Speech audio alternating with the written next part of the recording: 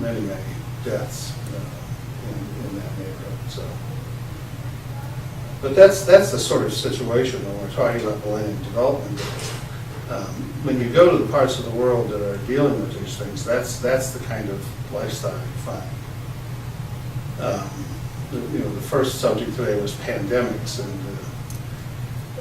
actually I suspect everybody in America knows more about pandemics than we did 2 years ago because of the flu scare about the pandemic. We had reports every night on television about what a pandemic is. And of course, it never materialized. It didn't really turn into a pandemic, but we managed to get us all worked up enough in the process. But there are some places in the world where there are pandemics, and 2 of them in particular. HIV/AIDS is still rampant on the African continent. And there is a great danger because of emigration from Africa to Western Europe that it could be a growing problem in Western Europe. The problem is that while there are plenty of drugs for helping people who have HIV/AIDS, the problem is the delivery system. European drug makers are more than willing to low-cost drugs for people with HIV/AIDS. The problem is the distribution system. When the medication gets to the country, large portions of it are already stolen to be sold on the black market. And so, although there is medicine available, it's not getting to the people who need it unless they have the kind of income that they can buy it from black marketers. And it's a real problem, particularly in Africa, which has almost all of the African countries, except for South Africa, have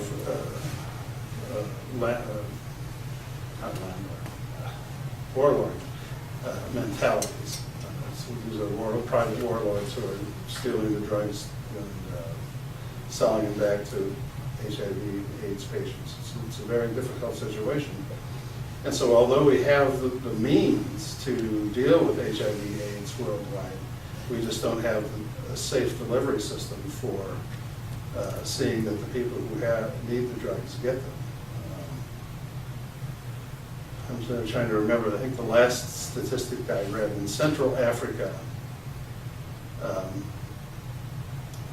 more than 50% of the women in childbearing age in Central Africa are HIV positive, which means they will have children that are HIV positive. Well, you stop to think about that for a second. If half of the population is HIV positive, it doesn't take very long before you have high percentages more of people with HIV positive than not. And so, again, it's important that we find a safe way to provide the medications that are needed. And it's just something we need to pay attention to. The other pandemic, according to the International Health Organization, is malaria. In those climates that are warm and steamy, malaria is a common disease, but it's not just warm and steamy. Any climate that has enough warm weather can be a breeding ground for the Anopheles mosquito and the carrier of malaria. Malaria has been a worldwide killer for a long, long time. Interestingly enough, through the Millennium Development Goals, a sort of a practical program has been developed. It's called the Nets for Life program, which you may have heard of. The Nets for Life program is based on a very fundamental assumption. Mosquito is what spreads the disease. Just make sure people get stung by mosquitoes. And the Nets for Life program is giving netting to everyone who lives in that climate so that they can sleep mosquito-free. Most people contract malaria at night while they're sleeping because the mosquito can land and infect you over a sufficient time because you don't, you're asleep, you don't know that you've been bitten. And so in Central Africa, where the Nets for Life program first started, after the first year of providing nets for sleeping at night, the death rate for children was cut in half by one simple device.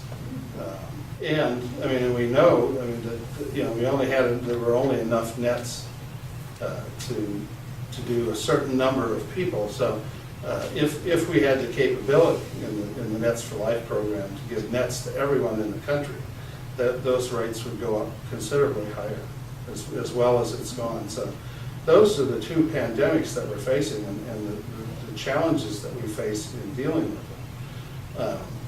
The United Nations, which oversees the Nets for Life program, also does in the villages when they take the nets, because it is, you know, they're dealing with a different culture, and you know, it's the idea of putting a net around you at night is not the most cultural idea, and so it really requires some training